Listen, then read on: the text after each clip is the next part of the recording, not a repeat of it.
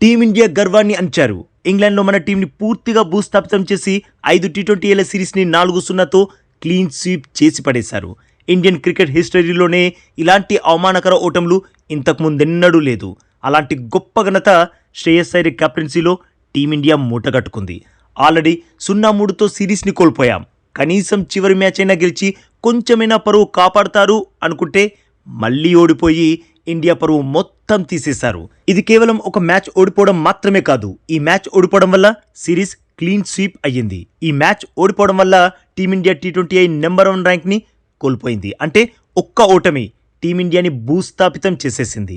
ఇక మ్యాచ్ విషయానికి వస్తే ఇంగ్లాండ్ బ్యాటర్స్ మన బౌలర్స్ని ఊచకోత కోస్తూ ప్రపంచ రికార్డులు సృష్టిస్తే మన బ్యాటర్స్ మాత్రం వాళ్ళకి అలవాటైన పద్ధతిలో బంతిని గాల్లోకి లేపడం, ఇంగ్లాండ్ ఫీల్డర్స్కి క్యాచింగ్ ప్రాక్టీస్ చేస్తూ పెవిలియన్ చేరడానికే సరిపోయింది.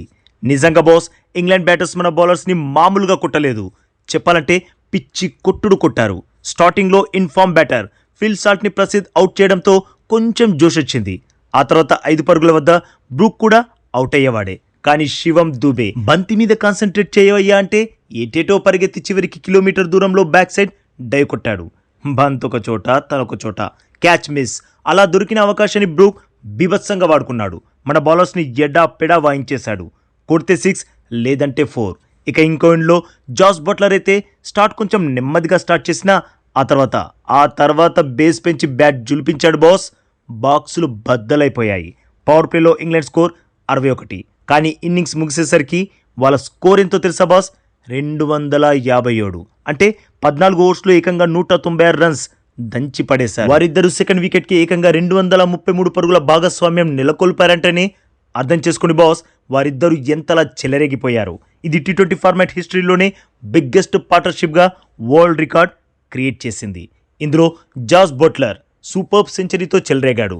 బట్లర్ జస్ట్ 64 బంతుల్లోనే 8 సిక్స్లు 12 ఫోర్లతో ఏకంగా 131 రన్స్ దంచేశాడు. ఇక హ్యారీ బ్రూక్ 45 బంతుల్లోనే 8 సిక్స్లు 4 ఫోర్లతో 95 రన్స్ సాధించి నాట్అవుట్గా నిలిచాడు. వీరిద్దరి దాటికి ప్రిన్స్ యాదవ్ 4 ఓవర్స్లో 60 రన్స్ ఇచ్చేస్తే అక్షర్ పటేల్ 4 ఓవర్స్లో 63 రన్స్ సమర్పించుకున్నాడు. సూర్యాన్ షెడ్గే 3 ఓవర్స్లో 39 రన్స్ ఇచ్చేశాడు. ఇక శివం దుబేనైతే వేసిన ఒకే ఒక ఓవర్లో 22 రన్స్ ఇచ్చేశాడు. ఇక్కడ షాకింగ్ విషయం ఏంటంటే ఆ ఓవర్లో 2 వికెట్స్ కూడా కూల్చాడు.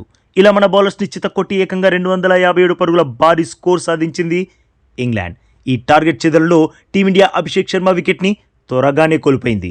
ఆ తర్వాత సంజు, ఇషాన్ల మధ్య మంచి భాగస్వామ్యం నెలకొంటుంది అనుకునే లోపే సంజు చెత్త షాట్ ఆడి ఫీల్డర్కి లడ్డు లాంటి క్యాచ్ ఇచ్చి అవుట్ అయిపోయాడు. ఆ తర్వాత శ్రేయస్ అయ్యర్, శివం దూబే, సూర్యన్ షెడ్గే, అక్షర్ పటేల్ వీరిలో ఎవ్వరు కూడా చెప్పుకోదగ్గ స్కోర్ చేయలేకపోయారు. మన టీం ఎక్కడా కూడా టార్గెట్ని ఛేదిస్తుంది అని అనిపించలేదు. ఇషాన్ కిషన్ 56 పరుగులతో, తిలక్ వర్మ 53 పరుగులతో సత్తా చాటారు. బట్ అది వారి ఖాతాలో హాఫ్ సెంచరీలు చేశారు అని చెప్పుకోవడానికి తప్ప టీంనైతే గెలిపించడానికి ఉపయోగపడలేదు. అయినా టీమిండియా ప్రస్తుత పరిస్థితి చూసి 257 పరుగుల టార్గెట్ని ఛేదించగలదు అన్న ఆశ పెట్టుకోవడం కూడా తప్పే, అతి పెద్ద తప్పే. మొత్తానికి మన టీం 5th టీ20లో 201 పరుగులు చేసి 56 పరుగుల తేడాతో మరో అవమానకర ఓటమిని ఎదుర్కొంది. బాస్, ఈ టీంని ఫస్ట్ ప్రక్షాళన చేయాల్సిన అవసరం చాలా ఉంది. ఇక ముందు కూడా ఇదే టీంని కంటిన్యూ చేస్తే మాత్రం చివరికి జింబాబ్వే చేతిలో కూడా చిత్తైపోతాం. చెప్పాలంటే ఐర్లాండ్ కంటే జింబాబ్వే టీమే కొంచెం బెటర్. అలాంటప్పుడు ఐర్లాండ్ చేతిలోనే ఓడిన మనం జింబాబ్వేని ఓడించగలమంటారా? నాకైతే డౌటే. మీరేమంటారు బాస్?